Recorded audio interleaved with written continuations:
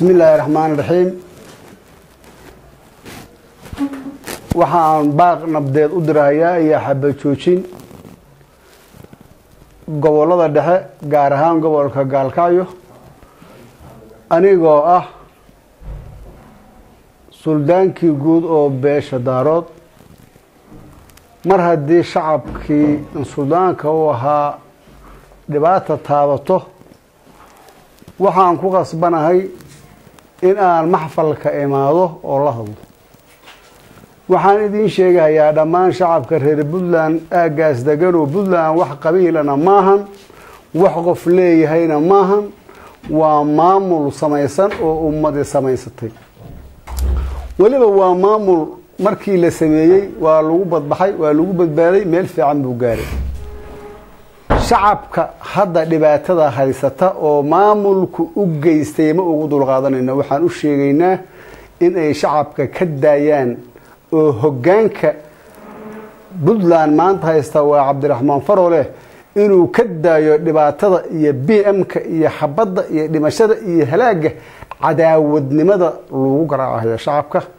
oo afarfoolaha iyo umulaha iyo caruuraha iyo saqiirka iyo birmageeyadu ku dhimanayaan oo haddana magaca loo bixinayo waa al-qaacida waxaas waxaan u dulqaadan karaa maahan waxaan aqbalaynana maahan waxaan leenahay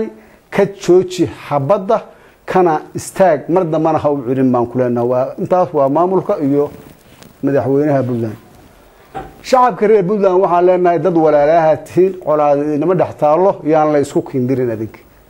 dad walaalaha oo wada dhashay oo maamul leh oo waliba ku koray oo Soomaaliya meel xun bay gaartay koray baa tihiin waxa ku korteena waa gacmaha adeegsaysataan iyo maamulkiina iyo is-xushmaynta iyo walaalnimadiina yaan la isku kindirin oo la isku kin adeegsan qodobkaasna waxaan leeyahay shacabka reer Puntland saadinta waxaan leeyahay waxaan masuul ka tihiin shacabka wax kasto yimaado oo dhibaato inaad ka baaqdaan oo ka celisaan oo ka hor istaagtaan baan la idinka rabaa in aad u istaagtaan oo ka xishootaan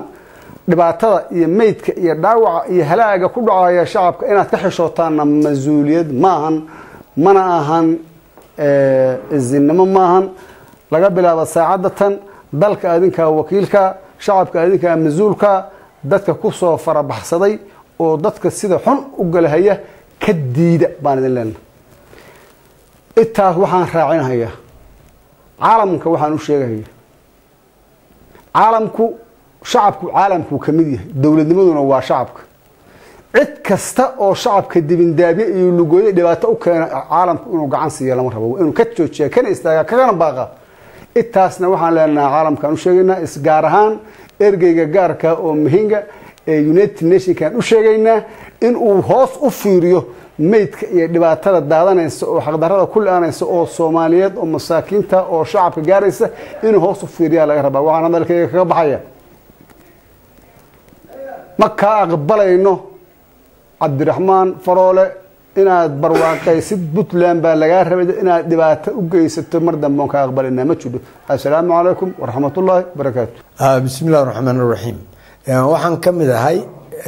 waxgaradka Soomaaliyeed iyo ragii muddada dheer siyaasadda Soomaalida ku soo jiray waxaan kamid ahay dadka gobolada Galgaduud iyo Mudug dega waxaan ugu baaqaynaa Puntland dagaal dawladdu lagu ma noqdo wiil baana ku dhintay wiil kuma dhasho waxaan leenahay Puntland maamulka Puntland dagaalka haynaga filnaato Maxamed Siyaad Barre iyo Caydiid iyo Cabdullaahi Yuusuf dagaal waxba ku qaban waaye adinku marka waxba kuma keenaysaan waxaan leenahay dagaalka shacabka ka joojiya ummadda ka joojiya nabadna wax ku doona xalkuna nabad buu ku jiraaye dagaal lagu heli maayo maamulka Puntland intaabaan oran lahaa shacabka Puntland waxaan leeyahay war shacabka walaalihiina sida marka gobolada kale shacabka Puntland ay ku nool yihiin loola nool yahay wala noolaada ummadana adinka maamul iyo nolol haystee ummadda soo dhaweeya Puntlandna waa gobol kamid ah Soomaaliya dalkana iyo dadku ka dhaxeeya dadka ilaa lool oo shacabka Puntland wanaajiya hadad Soomaali wanaag ka rabtiin shacabka Puntland intaas baan leeyahay waxaan yara taabanayaa shirka xamar ka socda waxaan leenahay shir wax ka soo baxayaan maaha wuxuuna ka mid yahay shirarkii hore oo la qaban jiray ummadda Soomaaliyeed lagu qaybinayo lagu qoqobayo lagu baabi'inayo dadka Soomaaliyeedna raali kama ahan Soomaalidu waa 4.5 hal mooyaane intii kale shirka way diidan tahay wadanku waa 18 gobol shirka xamar ka socdaay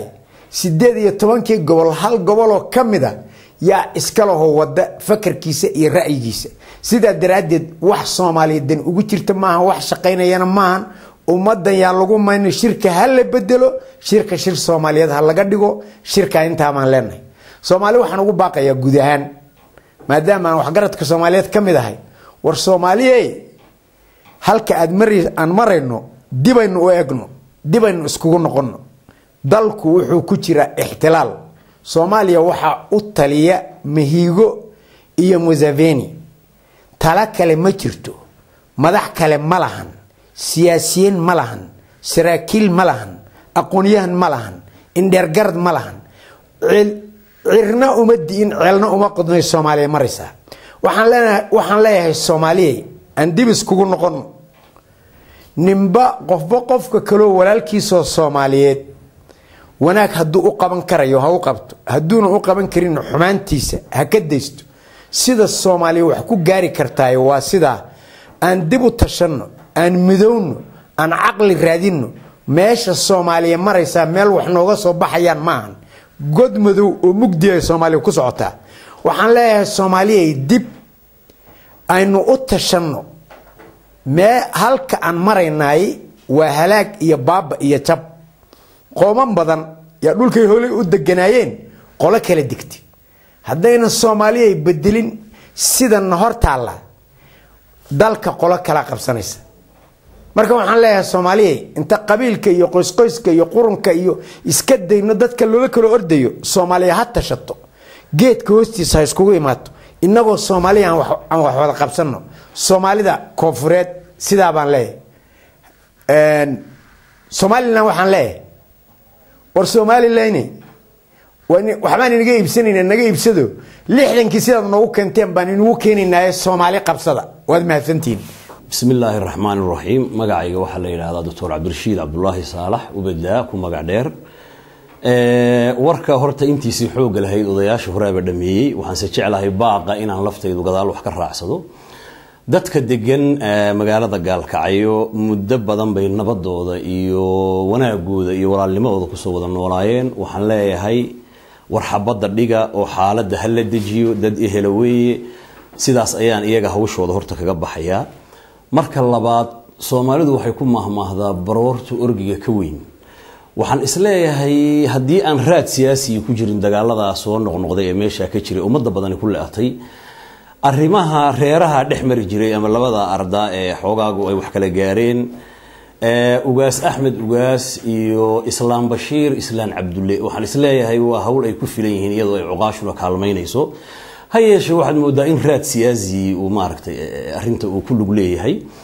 waxa muhiim ah marka aan hadda qaato dhinaca maamulka Puntland oo kale marka aan qaato waxa weeye ummadda uu u dhaxeeyay charter buu lahaa constitution buu lahaa ciidanka kan Puntland ee halka beel weeraraya I think inaanay ahayn wixii loo dhisay xaqna aanay ahayn wixii uu ku base garaysna oo loo aasaasayna u ahaa inuu ammaanka guudna ilaaliyo beelahana korka ka ilaaliyo iyagana kala ilaaliyo bay ahayd hayeeshe inuu laba beelood oo isqabtay beel kamid ku duulo waxaan isleeyahay waa wax cadaalad ka baxsan waa waxaan sii shaqayn doonin hana laga digtoonaado ciidamadiisana dib uga baxo deegaamada ummaduna ha ka tashato aayaheeda dhinaca shacabka waxaan kaloo baaq u dirayaa walaalkay Maxamed Axmed Caalin madaxweynaha Galmudug